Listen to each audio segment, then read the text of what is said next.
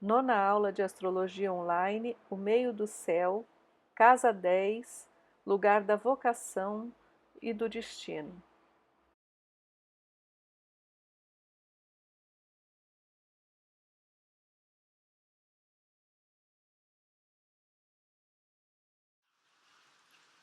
Então, falando agora do meio-céu. O meio-céu é aonde aponta o nosso destino. Da mesma forma que o ascendente é sempre casa 1, o fundo do céu será sempre casa 4, o descendente, são os relacionamentos, será sempre casa 7, e o meio-céu será sempre casa 10. Então, esses são os 4 pontos do mapa, correspondente aos 4 pontos cardeais.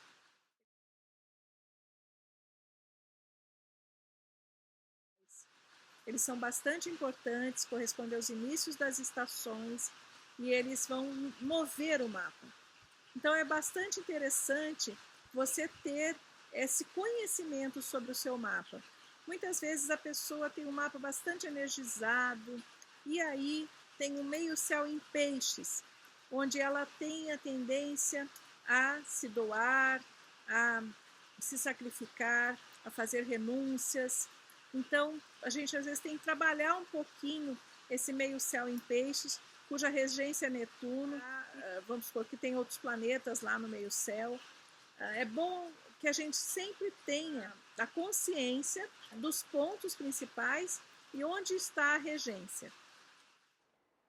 Aqui nós temos o Osho e o mapa dele, ele que é um sagitariano, com Sol da sexta para a sétima casa, ascendente em Gêmeos, Lua no signo de Capricórnio, próximo de Saturno. Nós temos vários pontos interessantes, muito interessantes. Leremos aí o mapa do Osho numa outra oportunidade, mas nesse momento é para mostrar-lhes o meio do céu dele em peixes. Então percebam que o meio-céu dele em peixes, a regência do meio-céu, portanto, é Netuno, e Netuno está na quarta casa do mapa, em Virgem, na sua base, ou seja, na base dele já tem essa espiritualidade, ele tem o nó do norte no signo de Áries, dizendo que ele seria um pioneiro, que ele levaria ao mundo algo na forma de pioneirismo, que no caso foi a espiritualidade e essa revolução espiritual que ele causou.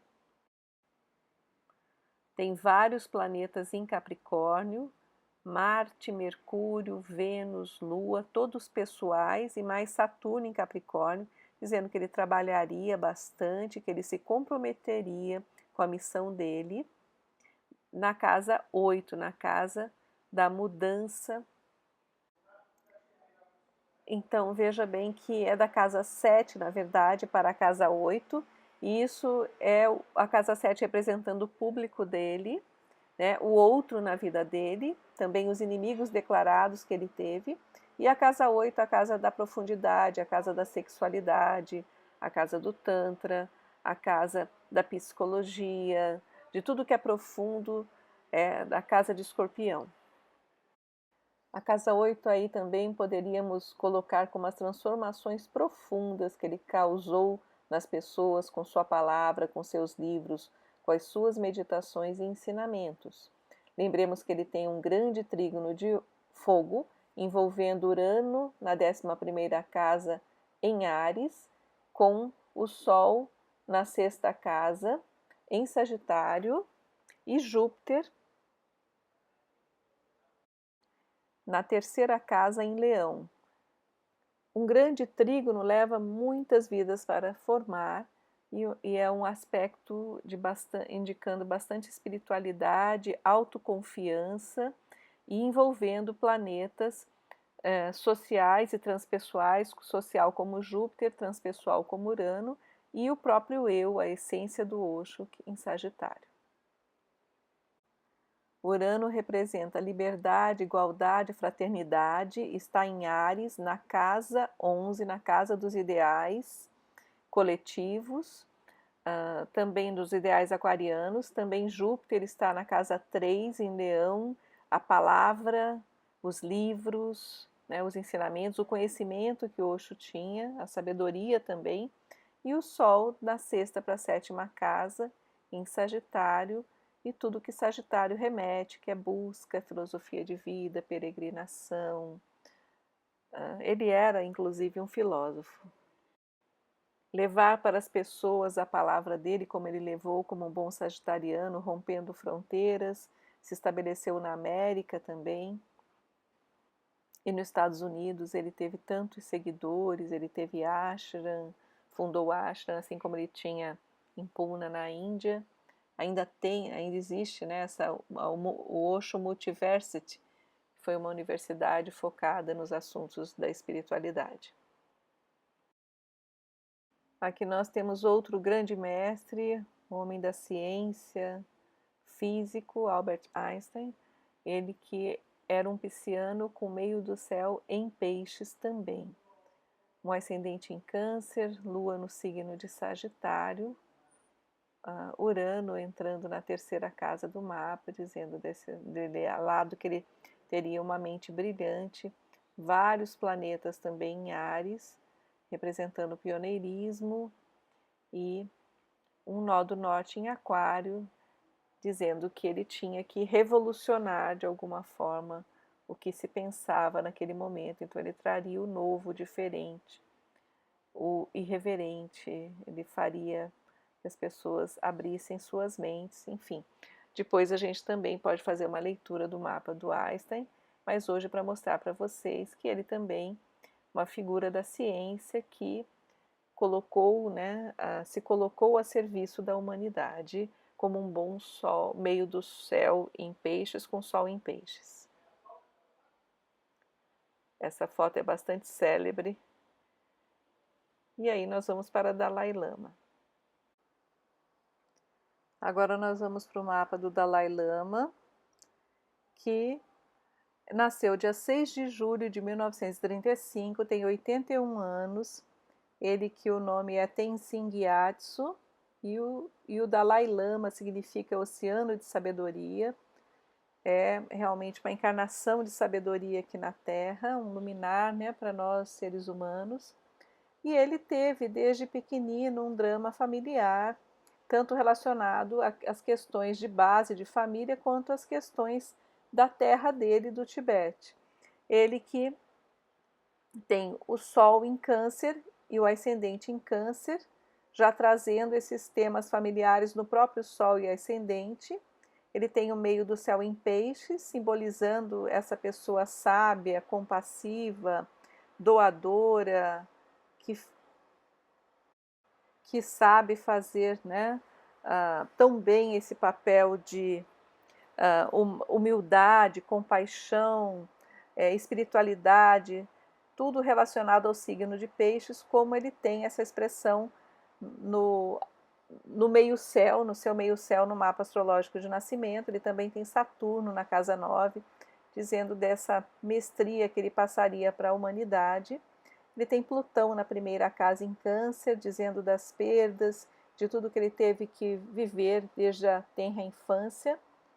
E ele tem a Lua em conjunto com Netuno no signo de Virgem, na terceira casa do mapa.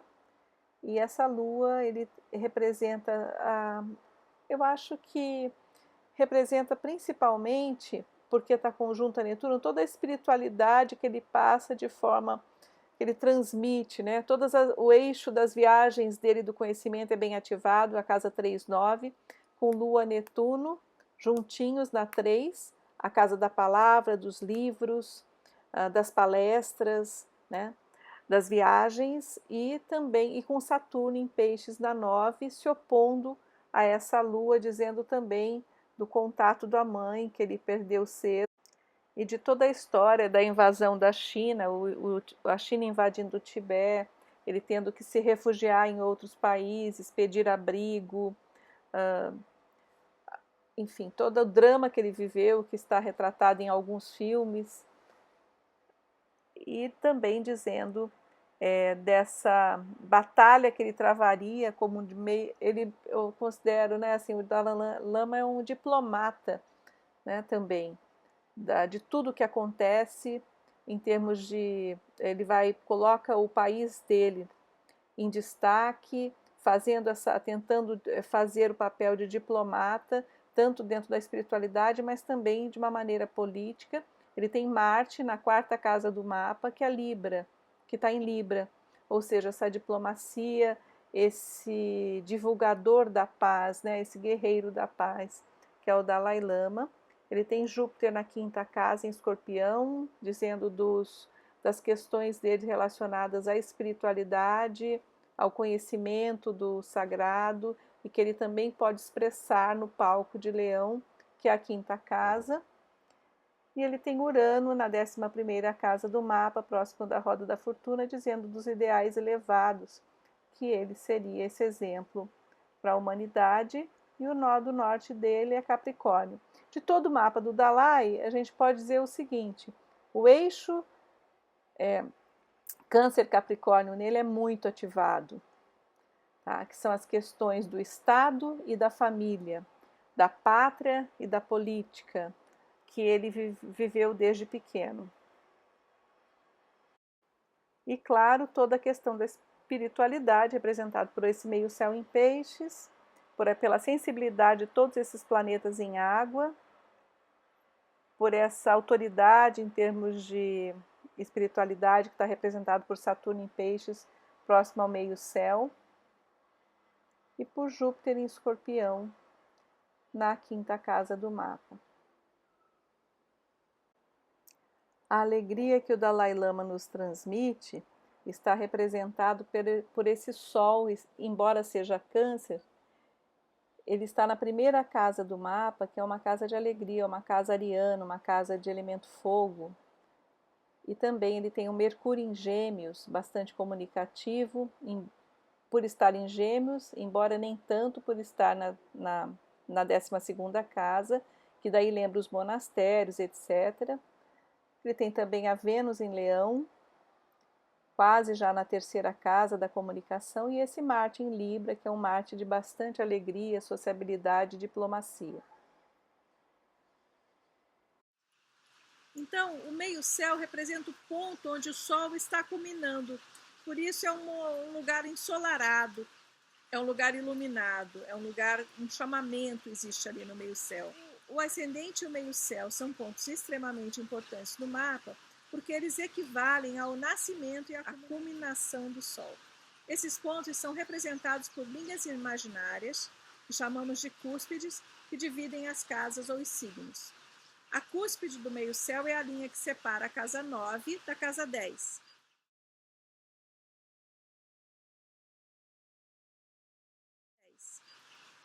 A cúspide de um signo é o ponto em que termina um signo e começa outro. Raramente a cúspide numa casa corresponde com a cúspide de um signo. A cúspide de um signo é o ponto em que termina um signo e inicia outro. Como ascendente, o meio-céu, eles não são corpos no espaço. São lugares onde um plano atravessa o plano da eclíptica. Não são energias como os planetas, são lugares onde as energias poderão ser manifestadas. O meio-céu e o ascendente não são corpos no espaço.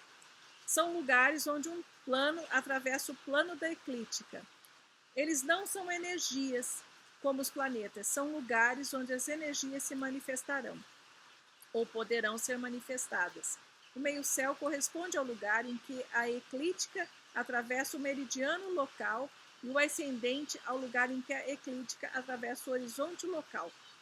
O prolongamento dessas duas linhas vai dar no fundo do céu, porque o ascendente e o descendente são opostos. Então, o prolongamento dessas duas linhas, que é o ascendente e o meio-céu, o prolongamento dá no fundo do céu e o ascendente dá no descendente. Bom, já que o meio-céu é o ponto culminante do Sol, no mapa da pessoa, ele indica profissão, reputação, carreira, um chamamento. O objetivo da vida pode estar no meio-céu, mas, claro, a gente tem que fazer um apanhado, um estudo sobre todo o mapa. Seria também onde o mundo nos chama, a posição social, aquilo que nós mostramos para os outros e também situações que implicam em honra e fama. O meio do céu é o ponto máximo de exteriorização do mapa, enquanto que o oposto, o fundo do céu, é o ponto máximo de internalização. Então, o meio do céu é algo que vamos para o mundo. O fundo do céu é algo que vamos para o nosso íntimo. É algo que nos remete ao nosso íntimo. A fama que as pessoas têm, em qualquer sentido que seja, no bom ou no mau sentido, tem muito a ver com a situação do meio-céu. O eixo ascendente e descendente mostra como lidamos com os relacionamentos. Eu e você e as pessoas que são importantes na sua vida. O eixo meio-céu mostra a sua interação com o mundo, o externo e o interno. Então, seria o mundo, seriam as asas que eu falo, e as raízes, o fundo do céu. Então, o meio-céu seriam essas asas, você ir para o mundo, e as raízes, o fundo do céu. O ascendente, o eu, e o descendente, o outro. O meio-céu é o mundo social, portanto, de acordo com o tipo de vida de cada um, pode representar, sim, sua profissão, posição social, status, o seu papel no mundo externo, como você é conhecido, se você é o presidente, se é o astrólogo, se é um anarquista, se é um político, se é um artista, se é um médico, se é um terapeuta. O que quer que você seja está representado no meio-céu. Se você é um professor, um mestre, se você é um motorista, se você é um biólogo, está no meio-céu. É também, de uma certa forma, a direção espiritual da pessoa, o significado ideal da sua vida, a capacidade que a pessoa tem de se impor no mundo ou na espécie de mundo que ela deseja. O meio-céu se torna mais significativo conforme nós amadurecemos, evoluímos ou envelhecemos, uma vez que ele é a estrada de cada um de nós. A análise do meio-céu compreende o signo na sua cúspide, os planetas da casa 10, a posição do regente do meio-céu e os aspectos recebidos pelos planetas, e a cúspide no meio-céu. O meio-céu é o caminho que fazemos para conquistar a nossa independência e autonomia. Muitas vezes, esse caminho é cheio de provas, de obstáculos, sejam materiais, psicológicos, filosóficos ou físicos. Mas sempre aquela esperança, a gente vai para o meio-céu sempre com a esperança de atingir alguma coisa. Lembremos que o meio-céu está relacionado com Saturno, que é o regente natural da casa 10, e com o signo de Capricórnio. Então, remete a dever, compromisso, seriedade, capacidade de materializar e realizar. O signo de Áries é diretamente relacionado ao ascendente, o signo de Câncer é diretamente relacionado ao fundo do céu, o signo de Libra é diretamente relacionado à casa 7 e Capricórnio diretamente relacionado à casa 10. O eixo meio do céu, fundo do céu, tem correlação com os nossos pais, pois para conquistarmos a autonomia é preciso que cortemos o cordão umbilical. Concordam? Por outro lado, muitas vezes os pais têm influência no caminho que os filhos desejam fazer na vida. Então, eu considero que o meio-céu é o pai e o fundo do céu é a mãe, já que a lua, que rege o fundo do céu, e o signo de Câncer, tem a ver com a quarta casa. E Saturno, que representa uma autoridade mais patriarcal, e o meio-céu, regido por Saturno, representaria esse pai. Os 4 pontos cardeais nos marcam bastante. No ascendente, aquilo que eu mostro para os outros. No fundo do céu, aquilo que tenho como base, como minhas raízes. Descendente, quem eu desejo me relacionar, quem eu quero que me acompanhe. E meio do céu, qual o meu objetivo, o que eu quero fazer na vida. Qualquer planeta que esteja em aspecto fluente com esses pontos facilitará os propósitos desses setores. E quando houver aspecto dissonante, traz uma crise ou um impedimento, mesmo que temporário na situação. Não é um impedimento, é realmente um obstáculo para que nós possamos transpor. Né? A gente ainda não estudou os aspectos, mas a gente vai logo, acho que mais uma ou 2 aulas nós estaremos estudando. Aspectos fluentes com ascendente indicam uma coerência e harmonia entre o significado do planeta e o que nós mostramos, ou seja, o ascendente é o que nós mostramos. Se nós temos umas Vênus em aspecto com ascendente, existe uma harmonia entre a Vênus, o que simboliza a Vênus, beleza, elegância, afetividade que valorizamos, e o ascendente. Mercúrio em trígono com ascendente, por exemplo, é a maneira como eu me comunico, facilita aquilo que eu quero manifestar. Mercúrio em quadratura com ascendente pode demonstrar que a maneira como eu comunico dificulta aquilo que eu quero mostrar. Isto é, quando eu falo ou escrevo o que penso, entro em contradição comigo ou provoco desentendimentos. Todo aspecto fluente com ascendente também é fluente com descendente. Todo aspecto dissonante com ascendente também é dissonante com descendente, já que eles fazem parte do eixo, assim como o meio-céu, fundo do céu. Portanto, se eu consigo expressar bem minha comunicação, isso terá um bom efeito com as pessoas que me acompanham. Ou seja, o que é bom para o ascendente acaba também refletindo no descendente. Se eu não consigo colocar adequadamente as minhas ideias, provavelmente aqueles com quem eu convivo terão dificuldades em me compreender. Marte em trígono com meio-céu, por exemplo. A minha maneira de competir me ajuda profissionalmente, porque o trígono é um aspecto fluente. Então, Marte é a expressão de energia, né? A maneira como você quer competir, quer chegar lá. E meio do céu é onde você quer chegar. Então, esse aspecto fluente facilita. Marte em quadratura com meio-céu representa a minha maneira de competir, acaba criando embaraços na minha vida profissional, ou no mínimo, pequenas dificuldades. Quando o aspecto é fluente com meio-céu, também é com o fundo do céu, da mesma forma que no caso anterior. Quando dissonante com meio-céu, dissonante com o fundo do céu. Ou seja, se você sabe lutar por uma boa posição social na vida através daquilo que você realiza, consequentemente conseguirá lutar para manter a sua base, o seu lar, as suas raízes. Se eu me complico na minha vida profissional, provavelmente aparecerão problemas na área doméstica, porque são pontos que estão interligados. Se você, de alguma forma, se a pessoa se complica na sua vida profissional, provavelmente aparecerão problemas na área doméstica. É interessante que notemos que o meio do céu na vida de uma pessoa tanto pode ser sua profissão como se referir ao seu parceiro. Digamos assim, uma mulher casada que não trabalha vivenciará o meio do céu dela muito de acordo com as realizações profissionais e posição social do marido. Porque o meio do céu pode representar essa figura paterna ou o marido dentro de uma sociedade mais patriarcal. Tá? O meio-céu rege assuntos, diversos assuntos, dentre eles a profissão e a vocação. É a casa onde nós externalizamos o nosso chamado, a nossa missão, que também é indicada pelo nó do norte. Planetas que ocupam o meio-céu, eles matizam, eles colorem especialmente a nossa forma de atuar no mundo. Planetas que ocupam o meio-céu, eles colorem aquele local, aquele setor que seria, né, a maneira da gente se expressar no mundo, mas também como oferecemos um trabalho externo, como podemos ficar conhecidos do público. Nem todas as pessoas com planetas do meio-céu serão famosas ou celebrities, né? Entretanto, recebem uma ajuda extra para realizar o seu propósito. Quando nós temos muitos planetas no meio-céu, como em qualquer outra casa, aquela casa vive um tema da nossa vida mais forte. Então, a pessoa que tenha 5 planetas na casa 10, é impossível que ela não tenha um chamado tão grande ali, as energias se manifestam.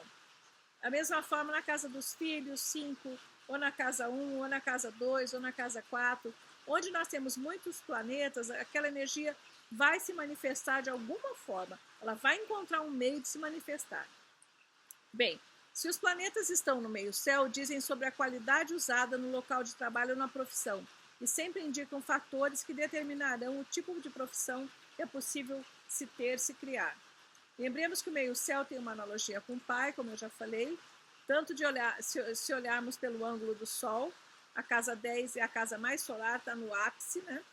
Ou como se olharmos pelo ângulo de Saturno, que rege o meio-céu. Então, é isso. Terminamos a nossa aula de hoje. Eu gostaria que vocês olhassem com carinho para o seu ascendente, para o seu meio-céu, consequentemente para o descendente e para o fundo do céu. Que planetas estão no seu ascendente? Qual o regente do seu ascendente? Você tem planetas na 4ª casa? Qual o regente da sua 4ª casa? Você tem planetas na casa 7? Qual o regente da 7? Você tem planetas na casa 10? Qual o regente da 10? Nesses casos, são as casas angulares. Você tem algum planeta mais próximo do ângulo? Está conjunto está até 8 graus de diferença do grau que está o ascendente, do grau que começa a quarta casa, do grau que começa a sétima, ou do grau do meio do céu que começa a décima, esses planetas são chamados planetas angulares. Quando a gente faz um mapa, a gente vai verificar qual o ascendente, qual a lua, a tríade principal sempre, né? Lua, ascendente e sol. Em que casa está o sol e a lua? Quais os regentes desses planetas? Qual o regente do sol? Se o sol está, por exemplo, em Libra, o regente de Libra é Vênus. Onde está esse regente? Se a lua está em Sagitário, o regente de Sagitário é Júpiter. Onde está esse regente no mapa? Vamos olhar também qual é o regente do mapa todo, que é o regente do ascendente. Onde ele está? Vamos olhar também qual é o eixo nodal, nó do norte e nó do sul. Vamos olhar também a questão dos elementos. Quantos elementos você tem em fogo, em água, em ar, em terra? Como é que estão os signos quanto à qualidade? Quantos planetas você tem no signo cardeal, no signo mutável, no signo fixo? A qualidade dos planetas. Quantos pontos e planetas você tem em signos cardeais, fixos ou mutáveis? Também um outro ponto para se analisar importante são os planetas angulares. Quais os planetas que estão mais próximos da casa 1? Tem algum? Às vezes não temos nenhum, tranquilo. Tem pessoas que não possuem planetas angulares, sem problema nenhum. De qualquer maneira, ela tem o regente do ascendente, ela tem o regente da casa 10. Os regentes são importantíssimos, tá? Mas se tiver planetas angulares, anota ali. Então, às vezes, um planeta angular muda toda a dinâmica de um mapa. Conforme nós formos evoluindo, estudando, nós iremos falar sobre outros pontos a serem analisados no estudo de um mapa astrológico de nascimento. Então é isso. Muito obrigada pela sua atenção. Até a nossa próxima aula.